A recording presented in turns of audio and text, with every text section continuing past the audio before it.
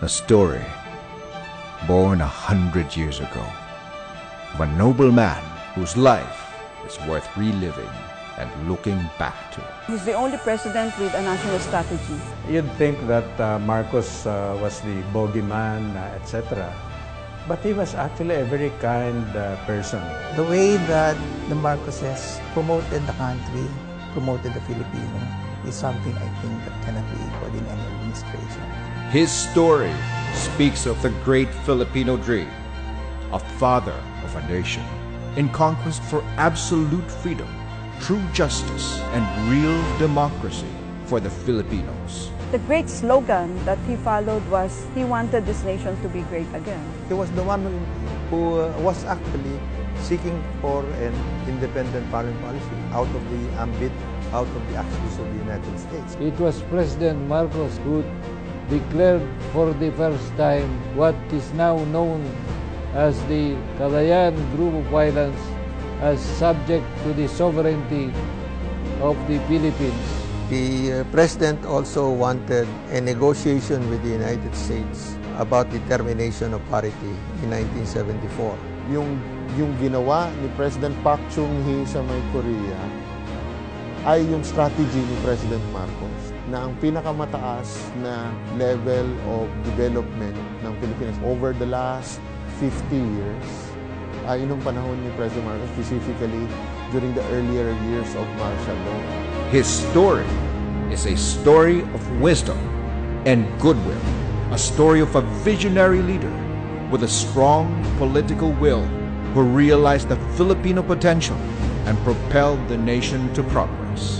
Mr. Marcos provided a lot more impetus in creating programs of government that meant building of infrastructure in a very essential way. All these things moved forward in his time very rapidly in the 4 years that he was in charge. Because that's the whole history of the energy policy. And that energy policy is being followed now. Agriculture, you should, I mean, look what Manny Piñol is doing. He's following Masagana 99, di ba? Kay Marcos yun eh. His story is a story of character. A war veteran who went to Bataan and picked up some soil and put it in a ziplock and sent it to you. Kinuha niya. Alam mo, nung pagkakuha niya, tumalikod sa akin, bumalik sa kwarto, tapos nakikita ko na lang yung kanyang shoulders. Umiiyak. Minsan, hindi ko nakita magalit. Pag medyo may problem, may crisis doon sa Makiki, tawagin niyo si Father, magsisimba na lang tayo. Pag may mga balita, minsan hindi ko nakita nagmura against the government. Basta tulungan na lang natin. Ganun. Isang malaking injustice kung mananatili sa isip ng marami na si Ferdinand hindi nagmahal sa bayan. He loved this country so much that he was willing to sacrifice the presidency when he could have definitely attacked the people there at EDSA. A story of a strong man whose life was reduced by a chapter of our history.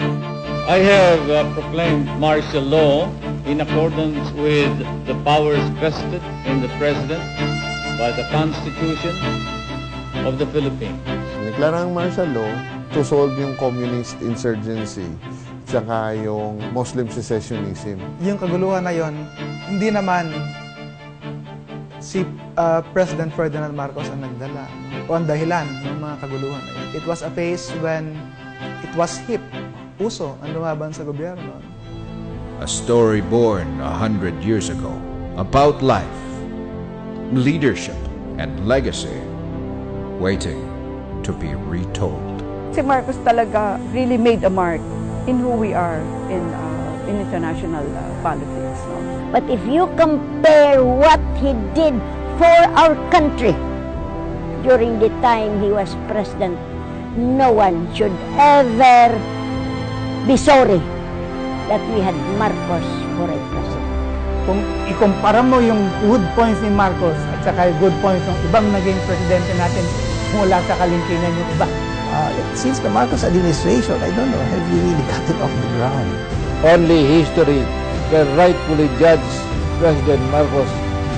This is history.